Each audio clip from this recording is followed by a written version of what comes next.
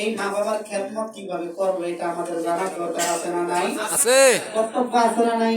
আছে তাদের জন্য তারা আমাদের কিছু চাইতেছে কি চায় না? চাই আমরা তো তাদের জন্য কিছুই করতে পারিনি, তারা কিন্তু আমার জন্য আপনার জন্য অনেক কিছু করছে, ঠিক কিনা বলে?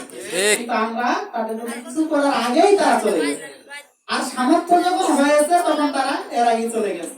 আবার সামর্থ্য হওয়ার পরও দেখা গেছে এলাকাবাসীর প্ররোচনায়, গ্রামবাসীর প্ররোচনায় বা হিংসায় বা লজ্জা শরমে আমরা তাদের কাছে কোনোদিন বলতেও পারিনি যে আব্বা তোমাকে আমি কষ্ট দিচ্ছি, আমাকে মাফ করে দিও। আম্মা তোমাকে আমি কষ্ট দিচ্ছি, আমাকে মাফ করে দিও। এই কথা কখনো বলতেও পারিনি, এমনি চলে গেছে। অথচ আল্লাহ হাবিব বলছেন যেই ব্যক্তিটাকে তার মা মাফ করবে না, ওই ব্যক্তিটাকে আল্লাহ মাফ করবে না, ওই ব্যক্তিটাকে রাসূল মাফ করবে না, ওই ব্যক্তিটাকে পৃথিবীর সব মাফ করে দিল। পৃথিবীর সকল মক্কা মদিনার ইমামও যদি তার জন্য দোয়া করে, সে যদি হাজরে আসওয়াদকে চুমু খায় আর দোয়া করে, সে যদি একেবারে আল্লাহর অনেক বড় কিছু হয়ে যায়, আল্লাহ তাআলা তাকে মাফ করবে না যদি তার মা তাকে মাফ না করে। বলেন আল্লাহু আকবার। আল্লাহু আকবার। যদি তার বাবা তাকে মাফ না করে, সাহাবী হযরত আলকামা রাদিয়াল্লাহু তাআলা এর ঘটনা আপনারা জানেন যে রাসূল সাল্লাল্লাহু আলাইহি সাল্লামের একজন সাহাবী তিনার মুখে কালিমা নসিব হইতেছে না।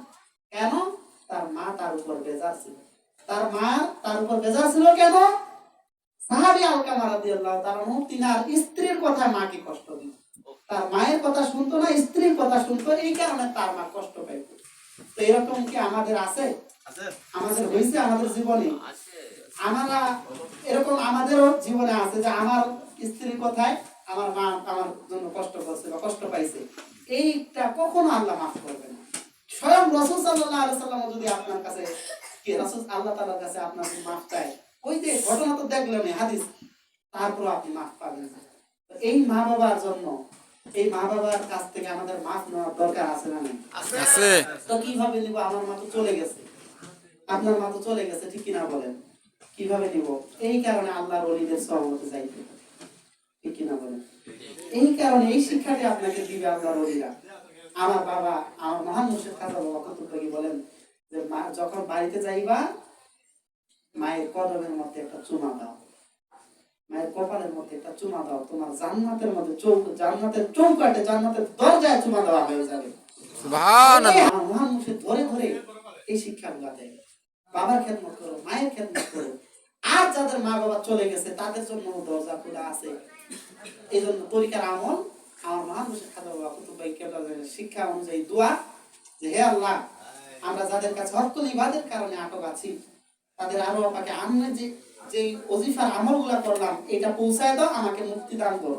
বলে সুবহানাল্লাহ। সুবহানাল্লাহ। এইটা আমি পাঠাইতেছি, আমার মা আমার উপর অসন্তুষ্ট অবস্থায় কবরে গেছে, তার মানে আমি যদি মারা যাই জাহান্নাম ছাড়া আমার কোনো উপায় নাই। কিন্তু এই তরিকার আমলগুলি, আমার মহান মুর্শিদের শিক্ষা অনুযায়ী আমলগুলি করতে করতে যখন আপনি পাঠাইতে থাকবেন তার কবরের মধ্যে, সে যদি কবরের মধ্যে অশান্তিতে থাকে, আপনার দুয়ার, আপনার এই লক্ষ লক্ষ মানুষ যে দোয়া করতেছে, সকলে এক হয়ে দোয়া করতেছে, এই দোয়াটা যখন আপনার মা বাবার কবরের মধ্যে পৌঁছে যাবে, তখন কিন্তু সে কবর থেকে যখন দেখবে যে আপনি তাকে দোয়া দেওয়ার ফলে, আপনি তাকে নেকি পৌঁছে দেওয়ার পরে, বকশিয়ে দেওয়ার ফলে, সে যখন আপনার দোয়ার ওসিলায় মাফ পেয়ে যাবে কবরের মধ্যে, তখন সে কবর থেকে আপনার জন্য দোয়া করবে, আল্লাহ আমার সন্তান আমার জন্য এটা করেছে, আল্লাহ আমার সন্তানটাকে মাফ করে দেন।